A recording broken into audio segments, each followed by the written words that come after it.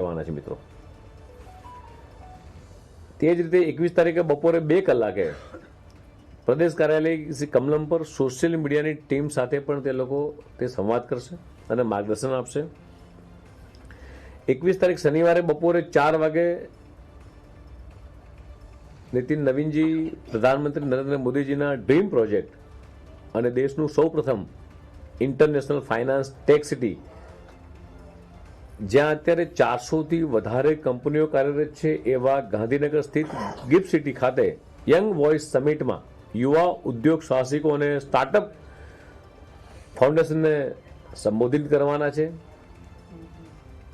Visionary વડાપ્રધાન દેશના યશસ્વી પ્રધાનમંત્રી માનનીય મોદી સાહેબે જે વિકસિત ભારત 2047નું જે સપનું જોયું છે અને યુવાનો પોતે કઈ દિશામાં આગળ વધી રહ્યા છે, આ એક સારો સંવાદ ગિફ્ટ સિટી ખાતે થવાનો છે।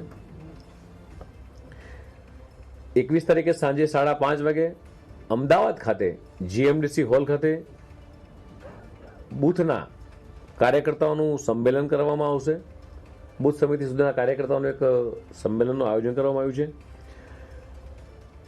અને છેલ્લા અને ત્રીજા દિવસના પ્રવાસે યુનેસ્કો દ્વારા વર્લ્ડ હેરિટેજ સિટી તરીકેનું જે બિરુદ મળ્યું છે, પોળ સંસ્કૃતિ અમદાવાદની આગવી ઓળખ બની છે, ત્યારે 22 ફેબ્રુઆરી રવિવારે નીતિન નવીનજી અમદાવાદના ખાડિયા ખાતે 10:45 કલાકે પ્રધાનમંત્રી શ્રી નરેન્દ્ર મોદીજીની મન કી બાતના કાર્યક્રમ નિહાળશે અને ત્યારબાદ 22 તારીખે બપોરે 12:30 વાગે અમદાવાદથી દિલ્હી જવા રવાના થશે। રાષ્ટ્રીય અધ્યક્ષ બન્યા બાદ એ દેશના આમ જોવા જાવ તો પ્રથમ વખત રાષ્ટ્રીય અધ્યક્ષ તરીકેના ગુજરાતમાં પ્રવાસ આવી રહ્યા છે। હજારો લાખો કાર્યકર્તાઓ પોતાના અધ્યક્ષ આવતા હોય એટલે એમને આવકારવા માટે થનગની રહ્યા હોય।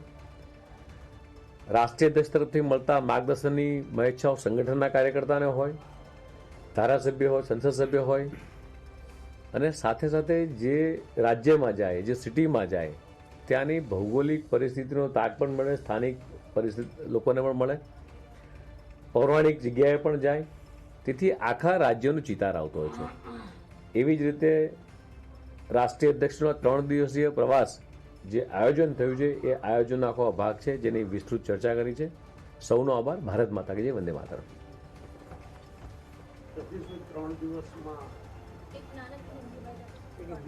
3 દિવસમાં પત્રકાર સાથે કઈ પરિષદ કરાવશે અમને જોઈ લઈએ છે સ્કેડ્યુલ, ત્યારે સ્કેડ્યુલમાં નથી, અત્યારે તો હું તમારી સાથે છું, સૌની સાથે।